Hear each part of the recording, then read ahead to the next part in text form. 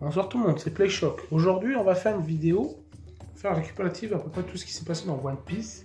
Alors c'est vrai que ça fait un mois qu'on n'a pas fait de vidéo, parce que on n'avait pas le temps. J'avais des choses à faire, ma soeur aussi, à la rentrée des classes, plus moi j'ai mon boulot à côté. Je travaille en restauration, j'ai beaucoup d'heures. Du coup, j'étais pas tout le temps disponible pour faire des vidéos. Du coup, cette vidéo va être simple. On va parler du récupératif de One Piece. Alors, de mémoire, on s'est arrêté quand Marco était docteur, rappelez-vous, pas docteur, en fait, avec ses pouvoirs, il pouvait soigner des personnes. On a appris qu'il ne pouvait pas suivre tout simplement Fukabushi, le chat, tout simplement parce que, tout simplement, il voulait continuer son rôle de médecin et garder l'île que Barbe Blanche finançait quand il était pirate. Voilà. Après, qu'est-ce qui se passe? On arrive à Wano Kuni. Ils affrontent surtout Basil Hawkins, qui est toujours dans l'équipage de Kaido en tant que sous-fifre. Il l'a rejoint parce que je pense qu'il avait les probabilités, il s'est dit oula, il y a des problèmes, du coup je préfère suivre Kaido, sinon je vais me prendre des claques. Voilà. Après, qu'est-ce qui se passe d'autre? On voit vite fait un sumo Tori, alors il y a une petite histoire avec un sumo, le fil le claque vite. Alors je passe vite ces personnages-là, même si on verra, on va revenir peut-être sur eux aussi avec l'importance, voilà. Jusqu'à arriver au chapitre qu'on arrive à peu près ces derniers temps, qui est Jack. On revoit Jack, on sait qu'il a survécu, du coup quelqu'un est cherché sous l'eau. Bon, rappelez-vous, il y avait ce Crashman qui avait appelé, du coup je pense que Crashman n'était pas loin pour aller rechercher Jack. Jack qui est en confrontation avec un des samouraïs, j'ai pas retenu son nom, et je pense qu'on va le revoir. Il a l'air d'être extrêmement puissant. Alors j'ai vu le bashing sur Jack. Pour l'instant, Jack, c'est un tank. On l'a vu, il encaisse comme un... Il encaisse, il fonce dans le lard, il encaisse. Ça va très bien avec son fruit du mammouth. Hein. Parce que les mammouths avaient beaucoup de cicatrices. On a retrouvé des os de ces. Des os qu'on a fait des fouilles. On s'est aperçu qu'il y avait beaucoup de blessures. Du coup, ils se battaient souvent entre eux, je pense. Comme les éléphants, souvent ils se battent, surtout les mâles. Et Jack correspond très bien à son fruit du mammouth, bizarrement. Après, bon. Jack a affronté deux anciens membres de l'équipage de Rogers qui étaient Fukabushi et Yukarashi. Et il les a tenus pendant 3 jours, ce qui a été le cas. Et après, il y allait sauver deux flammes. Même s'il s'est vautré dans Fujitora, Son Goku et Tsuro. C'est vrai qu'il a mangé fou de machine à laver, j'ai l'impression qu'il y a plus de temps que des gens comme des habits, là, rappelez-vous à Marineford. Et Jack a souvent pris que des tollés. Zonisha, bon ça j'en parle pas parce que je suis désolé, mais dites-moi qui aurait pu battre Zonisha? Quand tu te prends une trompe de cette envergure dans la tronche, je sais pas, je pense qu'il y en a beaucoup qui auraient pris une tollée, hein, même Luffy, je pense. Voilà. Du coup, faut pas juger Jack tout de suite. On a vu qu'il a une résistance assez importante. On sait que les Zoans sont impressionnants. On n'a pas vu sa forme hybride, on a vu sa forme animale complète et sa forme humaine. Mais on n'a pas vu sa forme hybride. La forme hybride, imaginez l'engin que ça va être. Voilà. On sait à peu près ce que Kaido a fait à Wano maintenant. Je ne vais pas revenir dessus, je pense que tous ceux qui ont suivi ça, on va surtout parler du dernier scan. Et on voit carrément Kaido arrive en dragon. En dragon oriental, c'est Chiron le bordel, on dit. C'est un gros dragon serponique. Est-ce qu'il y aura une forme européenne, un clin d'œil à la forme européenne, la forme qu'on connaît tous dans les films comme Règne du Feu, tout ça, avec Christian Bale, je crois.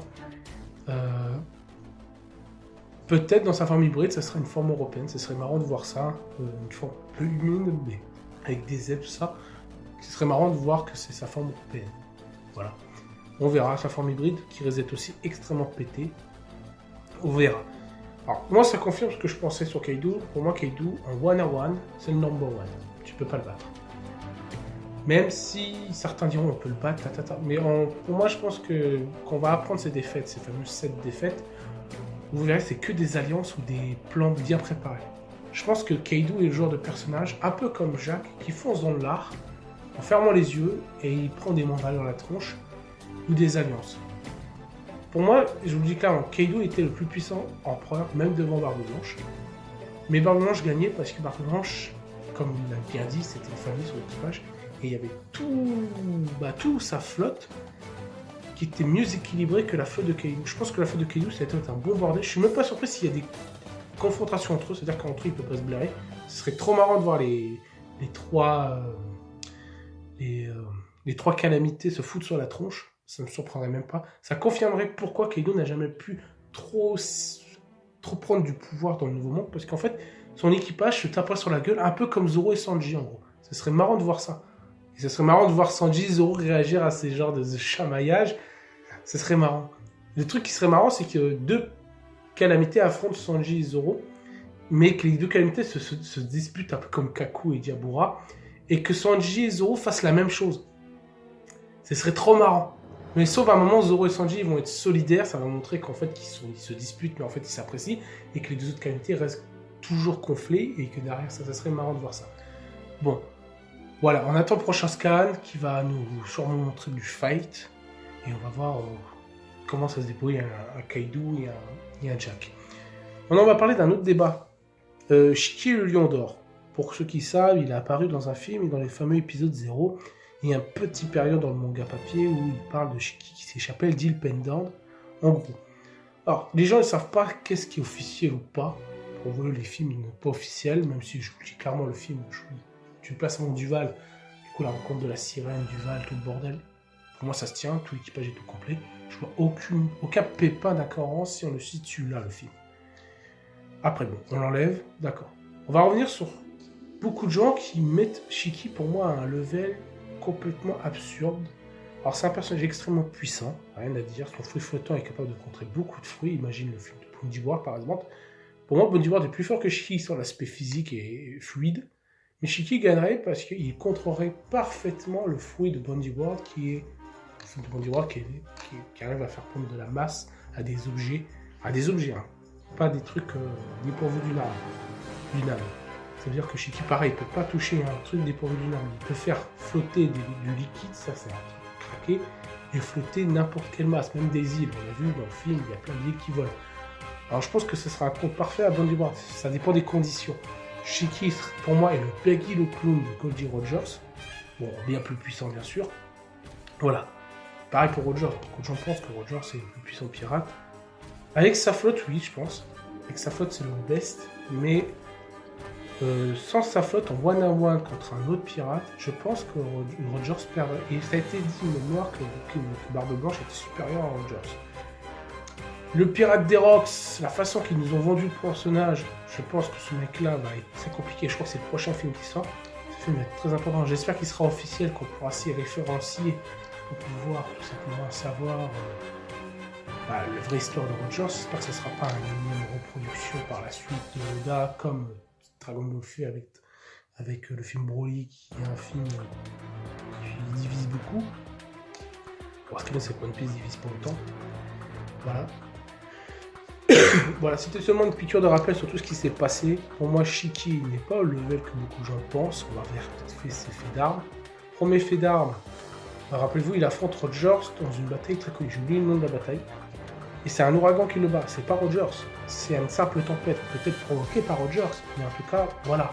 Pour moi, il n'y a rien de fou. Shiki, il n'y a rien de fou. Derrière, quand il va attaquer Marineford, il tue des plébéiens, que des simples soldats.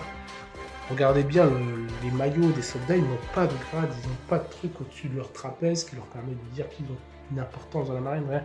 Et dès qu'ils tombent sur Son Goku et Garp, les deux, l'amiral de l'époque, pas amiral en chef, hein, parce que c'était Kong à l'époque, et Garp, ils ont soulevé Shiki très facilement. Pourquoi? Parce que dans tout ce qu'on revoit après, on ne voit pas Garp et Son Goku blessé. Pour moi, Shiki est un excellent pirate, qui serait un excellent Shichibukai, par exemple, s'il rentre encore actuellement dans l'œuvre. Tu le mets dans le nouveau monde, il arrivera à se défendre, mais dès qu'il tomberait sur un cracker Katakuri, un haut dirigeant de la piraterie pour un homme d'élite d'un Yonko ou un Yonko, Shiki serait déplacé. Voilà. Et du coup, voilà, c'était pour faire vite fait le débat Shiki et parler à peu près ce qui s'est passé dans ces derniers scans. Et du coup, c'était seulement pour faire un piqûre de rappel pour revenir sur la chaîne. Il y a des trucs qui sont prévus, ma soeur va vous faire des vidéos sûrement sur des choses, et moi je vais vous faire des tops sur peut-être One Piece ou d'autres œuvres, parce que c'est des vidéos que j'aimerais bien essayer, voilà, enregistrer ma voix, et vous avez des images derrière, au lieu de voir tout le temps ma tronche. Vous dites hein, si vous aimez ma tronche, pour l'instant, bon, j'ai pas beaucoup d'abonnés, si j'en ai plus, ce serait bien de discuter pour même faire avancer la chaîne aux autres, voilà. Faites l'amour, pas la guerre. Débattez dans la bonne entente, bien sûr, et on aime tous One Piece. Et peut-être je ferai des vidéos sur d'autres mangas, on verra. Au revoir.